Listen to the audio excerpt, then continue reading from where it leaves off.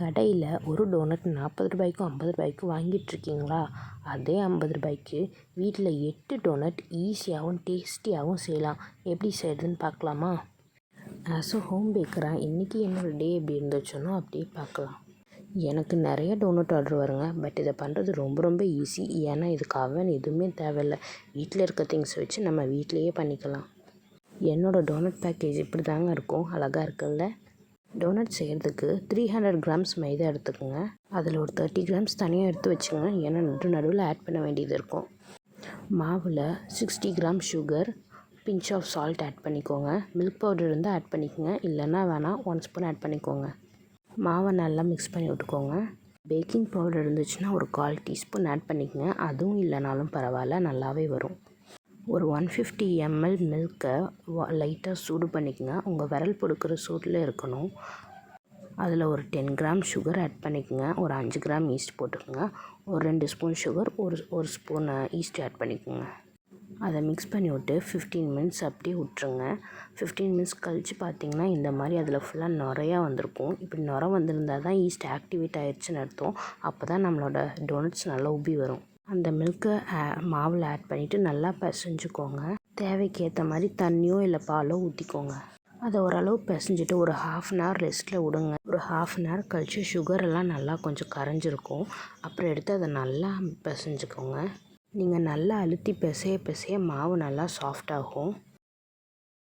இந்த ஸ்டேஜில் மாவு கொஞ்சம் லூஸாக இருந்துச்சுன்னா நம்ம எடுத்து வச்ச மாவை போட்டு ஆட் பண்ணிக்கோங்க. மாவை நல்லா பிசைஞ்சிட்டு இந்த மாதிரி ரவுண்டாக பால் மாதிரி பண்ணிவிட்டு மேலே ஆயில் போட்டு பாத்திரத்தில் வச்சுக்கோங்க.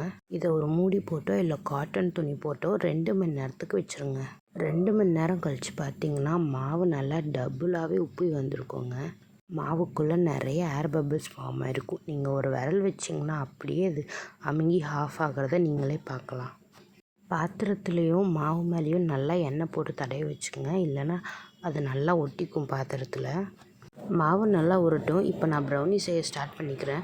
நான் இன்றைக்கி டபுள் சாக்லேட் ப்ரௌனி செஞ்சிட்ருக்கேன். என்னோடய பேக்கிங் ஜேர்னியை நான் இந்த ப்ரௌனி வச்சு தாங்க ஸ்டார்ட் பண்ணேன். இது இப்போ இவ்வளோ தூரம் வந்துடுச்சு. ப்ரௌனியில் ஸ்டார்ட் பண்ணி இப்போ நான் நிறையா புதுசாக டிஷ்ஷஸ் கற்றுக்கிட்டேன். எனக்கு தெரிஞ்சு ப்ரௌனி தாங்க ரொம்பவே ஈஸியான ரெசிபி பேக்கிங்கில். நான் அது கூட டாப்பிங்ஸாக milk chocolate, dark chocolate add பண்ணிக்கிறேன். நான் இப்போ செஞ்சிட்ருக்கிறது ஒரு 1/2 kg ஒரு 600 கிராம்ஸ் மேலே வந்துடுங்க எப்படியும். உங்களுக்கு ப்ரௌனி ஆர்டர் வேணும்னா என்னை காண்டாக்ட் பண்ணுங்கள். நம்மக்கிட்ட எப்போவுமே ஷிப்பிங் ஃப்ரீ தான். காண்டாக்ட் டிஸ்கிரிப்ஷனில் கொடுக்குறேன். ப்ரௌனி ரெசிபி வேணும்னாலும் சொல்லுங்கள். என்னோடய ஸ்டைலில் நான் எப்படி பண்ணுறேங்கிறத போடுறேன். பாருங்கள் எவ்வளோ சாக்லேட்டியாக இருக்குன்னு.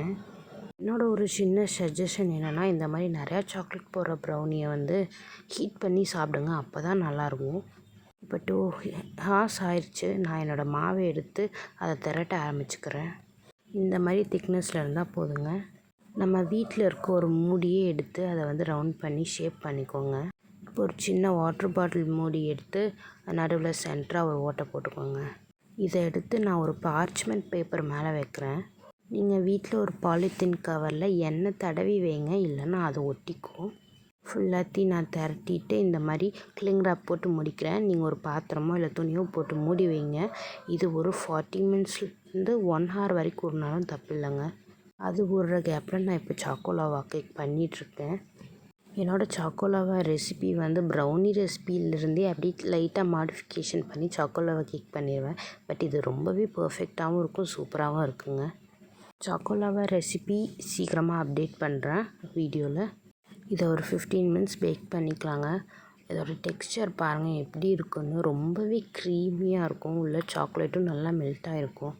சாக்லேட்டில் நீங்கள் என்ன வாங்கினீங்கனாலும் லைட்டாக சூடாக சாப்பிடுங்க. அப்போ தான் அதோட ஃபுல் டேஸ்ட் உங்களுக்கு தெரியும். இப்போ 40 மினிட்ஸ் கழிச்சு நான் டோனட்ஸ் எடுத்துட்டேன். நான் இந்த பார்ச்மெண்ட் பேப்பர்ஸ்லாம் கட் பண்ணி வச்சுருக்கேன். அப்போ தான் எனக்கு எண்ணெயில் போடும்போது ஈஸியாக போட முடியும். பாருங்கள் நான் சின்னதாக தரட்டி வச்சிருந்தது எவ்வளோ ஹைட் வந்திருக்குன்னு. இதை எண்ணெயில் போட்டால் இன்னுமே கொஞ்சம் உப்பும். இது அதிகமாக கை வச்சு எடுத்துகிட்டே இருக்காதீங்க. ஏன்னா உங்கள் கைப்பட்டே இது ரொம்ப அமுங்கி போயிடும், ஷேப்பும் மாறிடும். நான் எப்படி அந்த பேப்பரோட ஆயில்குள்ளே போடுறேங்கிறத பாருங்கள். ஆயில் ரொம்ப ஹீட்டாக இருக்கக்கூடாது, ரொம்ப மிதமான சூட்டில் தாங்க இருக்கணும். ரொம்ப சிம்மிலேயே வச்சுக்கோங்க. பாருங்கள் நான் எப்படி போடுறேன்னு. ஷேப் மாறாமல் அப்படியே வரும். இதை கருக விட்டுறாமல் சிம்லேயே வச்சு திரும்ப திரும்ப போட்டு எடுத்துக்கோங்க. டோனட்ஸ் எல்லாம் பொரித்து எடுத்துகிட்டு ஆற வைக்கணுங்க. ஆறுற கேப்பில் நான் ப்ளம் கேக் செஞ்சுட்டேன். கீழே ஒரு டிரான்ஸ்பரண்ட் ஷீட் போட்டு தாங்க போட்டிருக்கேன். ஏன்னா இது ஒரு கொஞ்சம் பெரிய ப்ளம் கேக். ப்ளம் கேக் டெக்ஸ்சரையும் கலரையும் பாருங்கள். இது வந்து சாக்லேட் ப்ளம் கேக். இதை நான் கட் பண்ணி பீஸ் போட்டுக்கிறேன். இன்றைக்கி எனக்கு நிறைய ஆர்டருங்க. ஒன்றா செஞ்சு முடித்ததை விட அந்த பாத்திரத்தெல்லாம் கழுவுறது தாங்க பெரிய வேலையே. பாருங்கள் ப்ளம் கேக் எவ்வளோ சாஃப்டாகவும் ரிச்சாகவும் இருக்குன்னு. இனி அடுத்து க்ரீம் பன், டீ கேக்குன்னு நிறையா செய்ய வேண்டியது இருக்குங்க. இதை நல்லா ஆற வச்சு நான் இதை பேக் பண்ணணும். இப்போ டோனட்ஸ் ஃபுல்லாக நல்லா ஆறிடுச்சு. நீங்கள் டோனட்ஸ் கிளேஸ் அப்ளை பண்ணுறதுக்கு முன்னாடி டோனட் நல்லா ஆறி இருக்கணும். இல்லைன்னா அந்த கிளேஸ் ஃபுல்லாக உருக ஆரம்பிச்சிடும். இந்த டோனட் கிளேஸ் எப்படி பண்ணுறங்கிறத ஒரு ஷார்ட்ஸில் நான் அப்டேட் பண்ணுறேன். நான் நார்மல் பேக்கரியில் யூஸ் பண்ணுற மாதிரி கிளேஸ் ஆட் பண்ண மாட்டேங்க. நான் சாக்லேட் கனாஷ் தான் ஆட் பண்ணுவேன். அதுதான் இன்னும் டேஸ்ட்டாகவே இருக்கும். இப்போ இந்த டோனட்ஸை டெக்கரேட் பண்ண ஸ்டார்ட் பண்ணிக்கிறேன். அதே மாதிரி நம்ம கிளேஸும் ரொம்ப லிக்விடாக இருக்கக்கூடாது. அப்போயும் டோனட்ஸில் ஒட்டாது. அது கொஞ்சம் திக்காக தாங்க இருக்கணும். கிளேஸில் முக்கிட்டு கொஞ்ச நேரம் அதை ஆற விடணும். அதுக்கப்புறம் தான் மேலே எந்த டாப்பிங்ஸ் போடணுனாலும் போடணும்.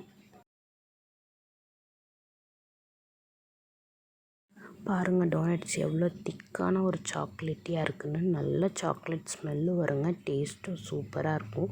இப்போ எல்லாத்தையும் நான் வந்து சாக்லேட்டில் முக்கி எடுத்து வச்சுட்டேன். இப்போ அந்த பாக்ஸில் வச்சுக்கிறேன்.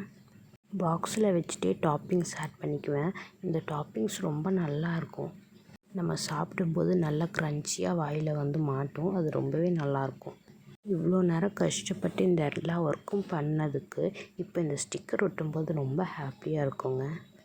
என்னோடய ஹஸ்பண்ட் வந்து நான் தான் ஒட்டுவேன்னு ஒட்டிகிட்டு இருக்காரு. என்னோடய ஸ்டிக்கர் எப்படி இருக்குன்னு கமெண்ட்டில் சொல்லுங்கள். இதை நான் தான் டிசைன் பண்ணேன்.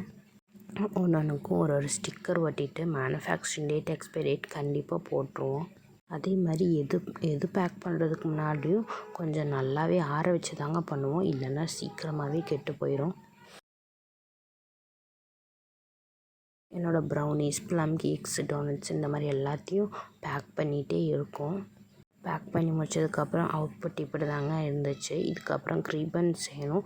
க்ரீம் பன்னும் டீ கேக்கும் செஞ்சுட்டு அதையும் நீ பேக் பண்ணணும். டோனட்ஸ் எண்ணெயில் பொரிக்கிறங்காட்டி ஒரு 6 to 7 days பக்கமே நல்லா இருக்குங்க. பட் என்ன டைம் ஆக கொஞ்சம் ஹார்டாக ஆரம்பிச்சிடும். இது தாங்க நான் செஞ்சுருக்க க்ரீம் பன். இது சாக்லேட் க்ரீம் பன். என்னோடய ஸ்டைலில் நான் இப்படி தாங்க செய்வேன். க்ரீம் தனியாக அப்ளை பண்ணிவிட்டு அதுக்கப்புறமா அது மேலே சாக்லேட் க்ரீம் தனியாக அப்ளை பண்ணுவேன். அது இன்னும் ரொம்ப டேஸ்ட்டாக இருக்கும். அண்டு ஸ்ட்ராபெரி பன்னும் இருக்குது. அதுவும் அதே மாதிரி தாங்க. ஃபஸ்ட்டு க்ரீம் அப்ளை பண்ணிவிட்டு அது மேலே தனியாக ஸ்ட்ராபெரி க்ரீமை வந்து அப்ளை பண்ணுவேன். அதுவும் ரொம்ப நல்லாயிருக்குங்க. பன்னும் ரொம்ப சாஃப்டாக இருக்கும். இது வந்து பன்னு, டோனட் கிடையாது. அதே மாதிரி நம்ம க்ரீம் டோனட்டும் தனியாக பண்ணுறோம். இப்போ இதையும் பேக் பண்ணிக்கலாம். இது எல்லாத்தையும் நான் ஒரு கெஃபேக்கு கொடுக்குறேங்க. அவங்க இந்த மாதிரி தனித்தனியாக பேக் பண்ணி தான் கேட்பாங்க. கெஃபேக்கும் அப்படி தாங்க. ஒரு ப்ரௌனிலேருந்து ஸ்டார்ட் பண்ணேன். இப்போ அவங்க எல்லா ப்ராடக்ட்டுமே நம்மக்கிட்ட தான் வாங்குகிறாங்க. ஏன்னா அவங்களுக்கு நம்மளோட ப்ராடக்ட்ஸ் எல்லாமே ரொம்ப பிடிச்சிருச்சு. இந்த பேக்கிங் ஜர்னி ஸ்டார்ட் பண்ணும்போது நானே நினைக்கலங்க என்னால் இவ்வளோ டிஷ்ஷஸ் பண்ண முடியும். நான் ஒரு கெஃபேக்கு எல்லா ப்ராடக்ட்ஸுமே சப்ளை பண்ணுவேன்னு. என்னோடய இந்த பேக்கிங் ஜேர்னியே வந்து பேஷனில் தாங்க ஸ்டார்ட் பண்ணேன். நான் இது வந்து மணி ஏர்ன் பண்ணணும் அப்படின்ட்டுலாம் பெருசாக ஸ்டார்ட் பண்ணல. ஏன்னா பேசிக்காகவே நான் ஒரு ஐடி எம்ப்ளாயிங்க. நம்ம மனசுக்கு பிடிச்ச ஒரு விஷயம் பண்ணும்போது அது கஷ்டமாகவே இருக்காதுங்க. இந்த வீடியோ பிடிச்சிருந்துச்சுன்னா லைக் பண்ணிக்கோங்க.